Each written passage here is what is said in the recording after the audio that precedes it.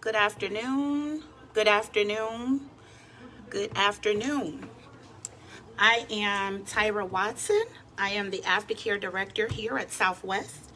I am coming to you all today for the Grief Corner. Welcome back if you are returning. If this is your first time joining the Grief Corner, please welcome.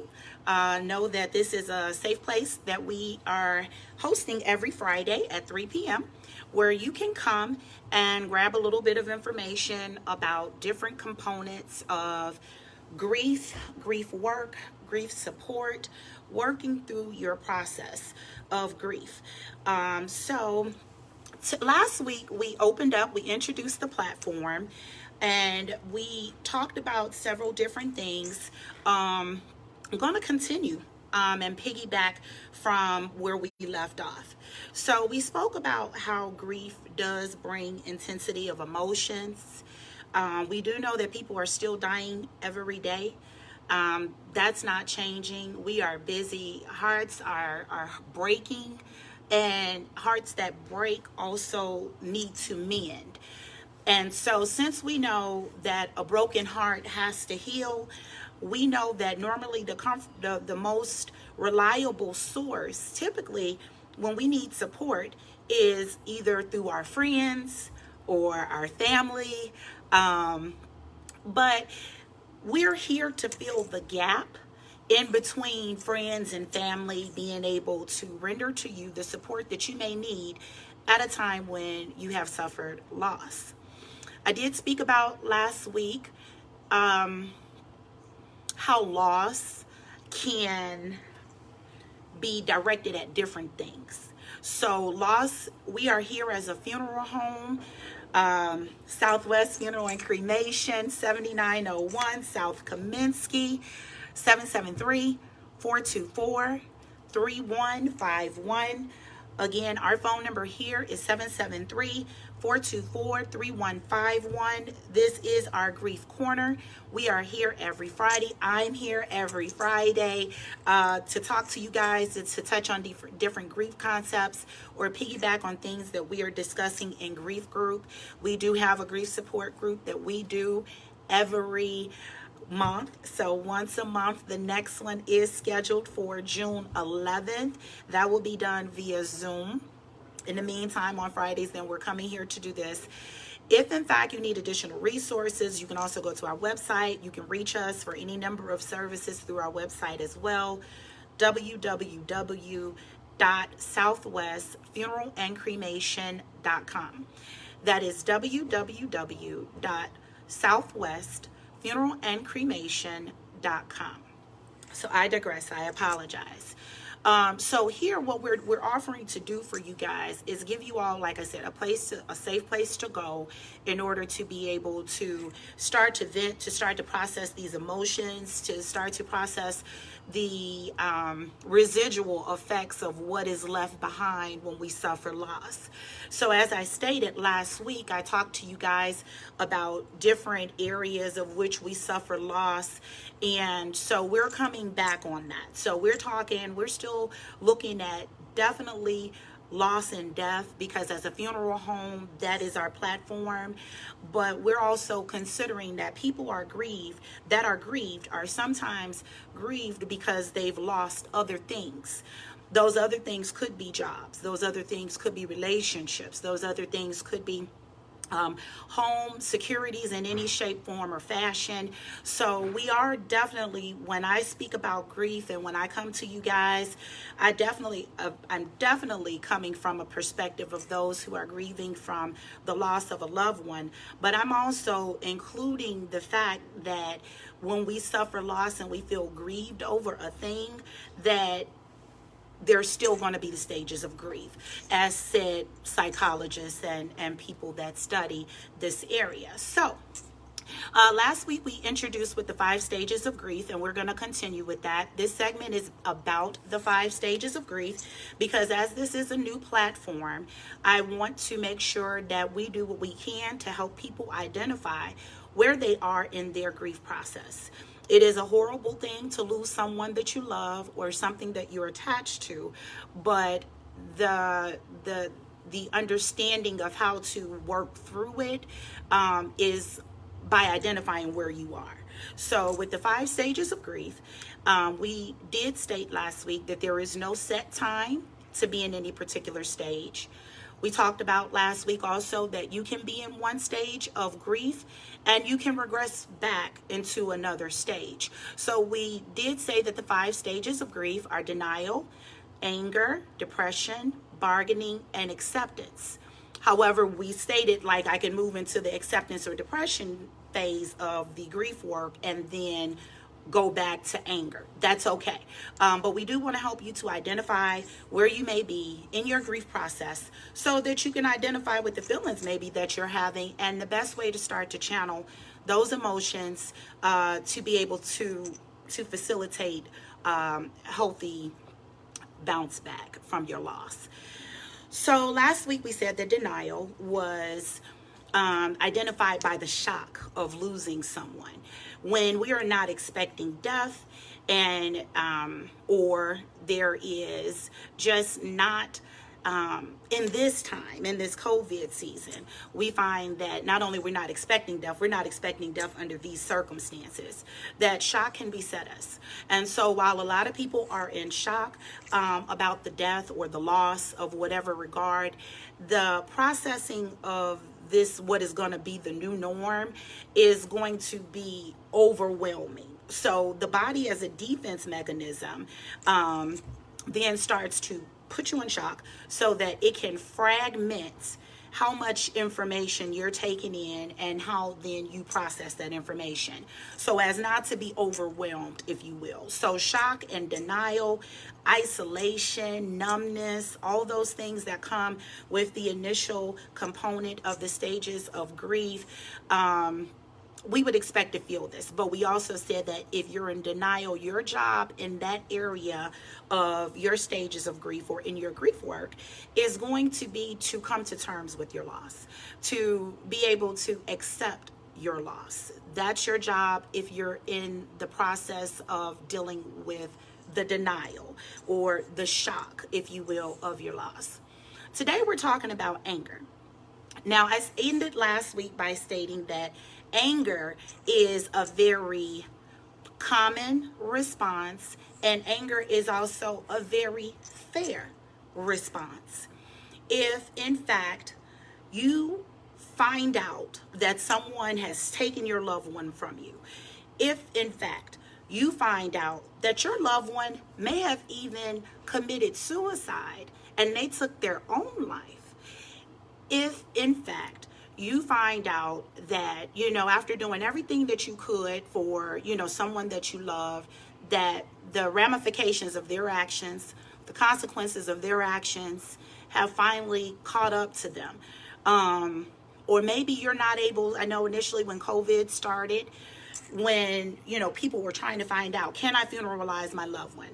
Can I, see my loved one in the hospital? A lot of people are like, wow. And then the next thing you know, they're gone. You have a right to feel angry. So under any of the circumstances by which a person would feel anger, it's common. Anger is yet another emotion that we have, that we express, that a lot of people, because it could come, it's rough, it's abrasive. Anger is, anger is not soft. Anger is normally not quiet. Anger comes full throttle. And so if I have a reason to be angry, then I'm well within my right. So for some people, maybe the circumstances surrounding the death of your loved one has caused you anger. It's not for anyone to tell you that you should not be angry, because who are they to tell you how you should feel in your circumstances? If you have a 16-year-old daughter, she's an honor roll student, she's doing everything she's supposed to do, and she goes out and a drunk driver hits her, how can you tell me not to be angry? She hasn't been able to see her future, so you're right to feel angry. Or maybe, if like say with COVID, I like to use this because this is where we are right now. And some funeral homes in some places are still super, super restrictive with the services or even accepting COVID patients or COVID loved ones and decedents. But then there is the family. So the family is thinking, hey, I really want to be able to give my loved one the service that ideally, if ever I thought about having to bury them, would be the service I want. I can't give them that. Is that a right to feel angry? Absolutely. Absolutely, that's a right to feel angry. And then on the fragment of service that you do get, could you still be angry about that? Absolutely. So just know that you can be okay with being angry. In the way of being angry, but not being offensive. Okay. But however, when we're grieving, because we understand that grief is an emotion that causes or is a component of intense emotion, we're not ourselves. So because I'm not myself when I'm grieving, then it's okay, or people should understand that I'm just not in the place that I typically would be. But what if they don't? And what if I'm angry and I don't know what to do with these emotions? I just know I'm upset about the situation. I'm upset about the death. I'm upset about the loss. However, yet you don't have any place, or any way or any chance of changing it. You just have your emotions to deal with. So as you may analyze or assess whether or not you're feeling angry about your loss, or whether or not you are trying to come to terms with the fact that you're angry and you're trying to figure out what to do about it, just know that it's okay to be angry. 1, 2, you have to come to terms with the anger. Just like with any particular stage, until you can get a stage of grief, that is, until you can deal with the emotions or the things that is causing those feelings in that stage of grief, then you're not going to be able to move into another area. We do want to facilitate moving you through your grief process, helping you in your mourning task. We want you to know that we know that this nor anything else will eliminate the pain of death. But these are simply things to help give you some type of comfort, some type of resource for dealing with the things that you're left with afterward. So when we're talking about anger, we want to do three things. We want to consider it, we want to express it, and we want to explain it. Okay. So when I say consider it, this is one of the best recommendations that I found through my reading and resources, etc., through Harvard Health. One of the number one things that you want to do when you're considering it is, does this particular situation warrant my anger, or is my anger because of something else? Now, a lot of times when we look at different reasons why people sometimes too can be angry in death, it's not because of, it's a masking effect. So whereas we talked about denial being a coping effect, anger is a masking effect. So that's why I want you all to know, if you are in an angry state, that you can feel free to be angry, but also understand that this is identified as a masking effect. Masking for what? Deeper emotions. So whether it's isolation, whether it's abandonment, whether it's fear, whether it actually is legit, but consider it. So consider where your anger may be coming from. Again, when I consider it, does the situation warrant my anger? So let's say I get to the cemetery and the cemetery workers told me that I could have 10 people at my grave, and I get there with the 10 and then they tell me, no, I can't. Am I right to feel angry? Yes. That's a legitimate reason right in that moment to be angry at that situation. But if they told you and you're still upset, well, maybe you're not upset with the cemetery workers. You're upset because of something else. And now because they're the ones that are coming across you at that moment, then you project that anger onto them. Now, I'm talking cemetery workers, but it could be that you're projecting your anger onto your family. You could be projecting your anger onto your friends. You could be projecting, everybody's working from home now if you're working really, but you could be projecting your anger onto coworkers. So you could be projecting your anger. So one of the things that you got to do is consider it. Where is my anger coming from? And then or is it actually legit that this particular circumstance warrants anger? But then too, after you consider it, express it. Express it. Let it out. So that's what we're saying. With any stage of grief, you gotta let it out. So when I'm angry, express it. Consider it, express it. When you express it, scream, yell, hit a pillow. Some clinical psychologists have recommended exercise. Why? Because not only does it go hand in hand with what the clinical psychologists say, it goes hand in hand with what the medical professionals say. We know that exercise releases endorphins. When endorphins are released, that makes us feel happy. So if I'm angry, if I can exercise, that's a way to release my endorphins so that I can feel happy. I can't feel happy and mad at the same time. So exercise is another way that you can deal with anger, and that's across the board. Another way that you could deal with anger is to write an angry letter. Again, these are recommendations from profound clinical psychologists and other writings where you can write an angry letter. It's proven to work. The angry letter, you don't have to let anyone else see. You can write this angry letter just so that you can get the emotions that you don't want to share with anyone else, the emotions that are your deep, intense emotions, and it's just you, but it's just a way to get it out. You cannot bury or swallow deep feelings. You cannot bury or swallow feelings that will eat you up from the inside. Anger can be constructive or it can be destructive. So let it out constructively. Another way that you can do or deal with your anger is by meditating.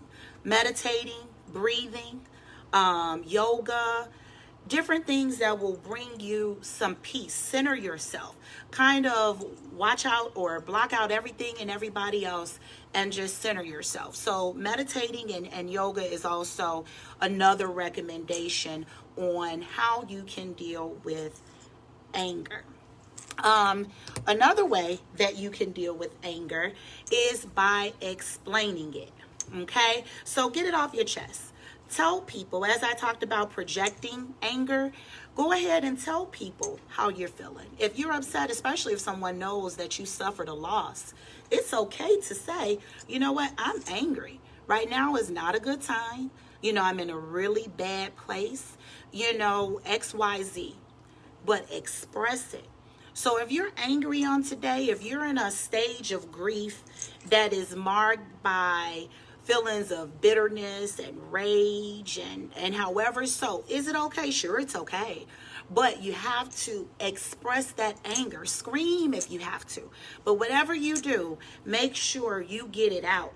Because if you try and bury it or try and swallow it, it can lead to prolonged or exaggerated grief, or again later these things resurface and we're trying to get back to where they stemmed from. We want to cut everything off at the head. We want to make sure that you're dealing with your grief and that you're going through your mourning process healthy. You can't avoid it, but we want to make sure that you're going through it healthy. We want to continue to be a resource for you to help you do that. Before I exit out, and we are going to next week, so that's anger. We're going to consider it. We're going to express it, and we are going to explain it. So where is it coming from, or is it something deeper? And then express it, exercise, meditation, yoga, etc. And then explain it. Let people know that you're in a bad place. Let them know that you're angry. It's okay to say it. Hey, I am angry. So let that be known. Next week, we're going to talk about bargaining. Bargaining is the third stage of our stages of grief. So we'll talk about bargaining and see what that looks like. I do want to, as we continue to go forward on these Fridays, give you guys some additional resources, things that are also helpful to people who are going through grief, going through mourning, going through loss, other layers of things that you need to take care of, other business, and sometimes stuff that grieves you. So it could be the fact that maybe they didn't have insurance and you had to figure that out, and that made you angry. So I want to be a resource to you also to give you additional information for things that you need to deal with for taking care of business post death. So today, one of the things I'm going to give you two things. One is SAMHSA. It's the acronym, but it's SAMHSA. That's SAM. S is in Sam, A is in Apple, M is in Mary, H is in Hilo, S is in Sam, A is in Alpha. That is a national hotline for grief and depression. It is free. Grief and depression national hotline. You don't have to be in Chicago. You can be in Florida, Oklahoma. National hotline for grief and depression. They're open 24/7. That phone number is 800-662-HELP. That number is 800-662-HELP, H-E-L-P. And that is a national hotline or helpline for grief and depression if you need to talk to someone one-on-one. And that's okay. Okay, that may be one of the ways that you express it. So feel free to reach out to them. You can also go to our website, www.southwestfunerallandcremation.com.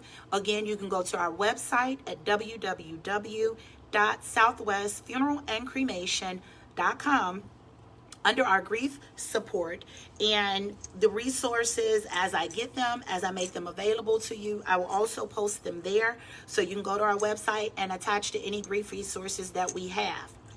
Another thing that I wanted to offer to you was for those who may have someone who has clothing, furniture, household items, whatever, that need to be moved.